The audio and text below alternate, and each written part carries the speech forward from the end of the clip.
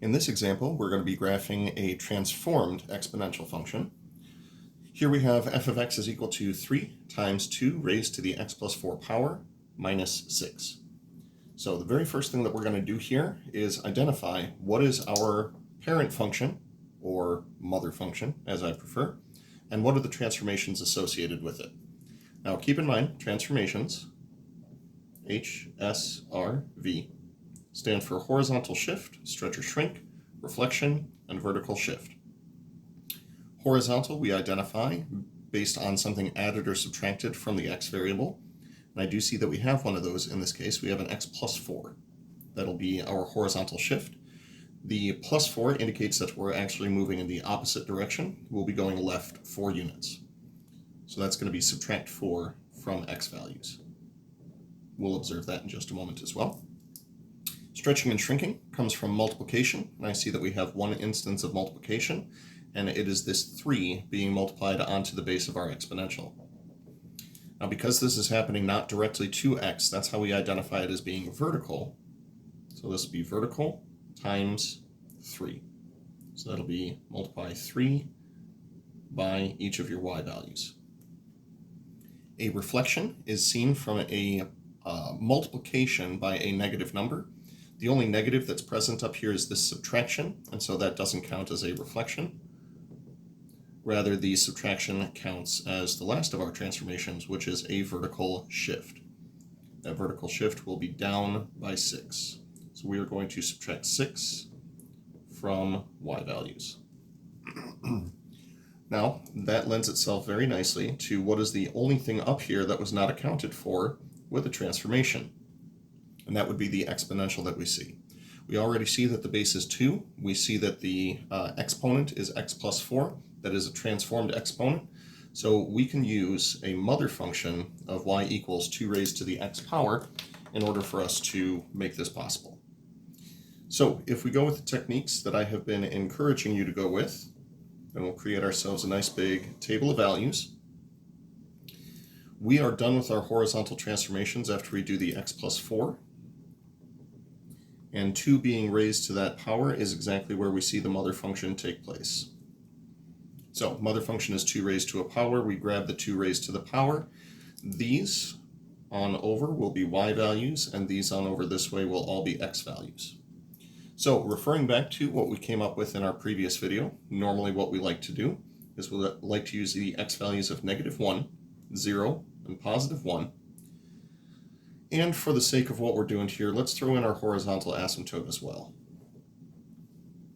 If we raise 2 to each of these powers, 2 raised to the -1 power will be 1/2. That's what we called 1 over b in the other video. 2 raised to the 0 power is going to be 1. 2 raised to the 1 power will be 2. And then our horizontal asymptote will take place at y equals 0. We'll do all of our horizontal transformations this way, all of our vertical transformations this way. The first horizontal transformation to take place is going to be a shift to the left by 4 units. Left by 4 units means that from x plus 4 we will be subtracting 4.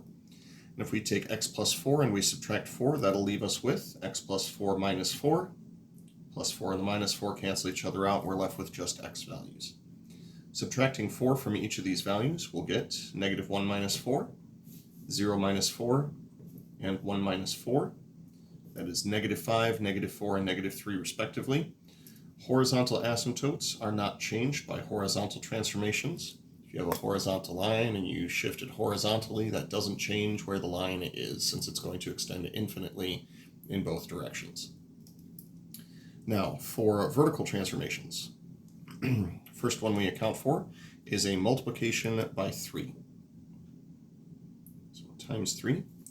What results will be 3 times 2 raised to the x plus 4 power. And we triple each of our corresponding y values. So 1/2 will become 3/2, and for purposes of graphing, it's okay for us to throw in a decimal, especially because we don't need to round.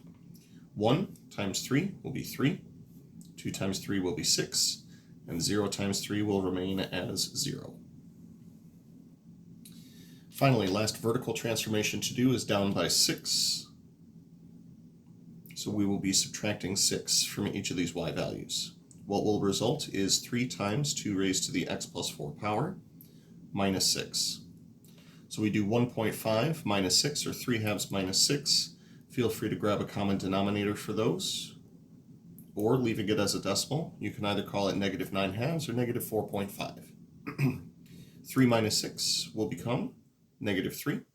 6 minus 6 will become 0. And 0 minus 6 will become negative 6. So when we actually put this thing together, the x values that I'll be using will be these guys over here. The y values that I'm using are these guys over here. So with that in mind, because all of the x values and the y values are all negative, I'm going to draw my Cartesian plane with special emphasis on quadrant 3, where all of the x values and y values are negative. Counting along the y-axis, 1, 2, 3, 4, 5, 6 in the negative direction. This, wait, can we still see? No, we can't. We were off camera. There we go, all better. This y equals negative 6 is going to represent our horizontal asymptote, though technically it would only be to the left because that's what exponential growths look like. And we'll also do 1, 2, 3, 4, and 5 going this way, and we'll label the key x values here. So values that I'm supposed to be taking a look at really closely.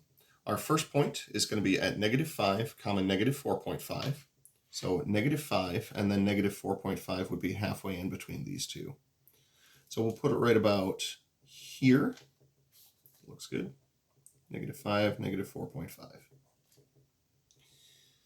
Then, next point, negative 4, negative 3. So negative 4, and then down to negative 3. Put that right here. And finally, at negative 3, 0. That'll be right here. And we can see that this thing is starting to grow very, very quickly as we move to the right, as one would expect. So after passing through these points, we'll make sure that it is going toward the asymptote as we go to the left, and then rising as quickly as possible after it gets through those first couple of points. As a little bonus on this one, we'll also identify the domain and the range of our transformed function. Anytime we're dealing with exponential growth functions, it's always going to be a domain of all real numbers. That's true for decay and growth, I suppose, as long as it's exponential. The range, however, this time, because our asymptote is at y equals negative 6, and I see the graph on the top side of that, we'll identify the lowest value as being negative 6.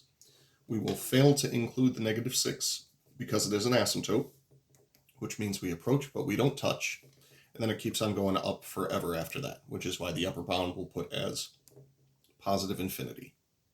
And that is our transformed exponential function.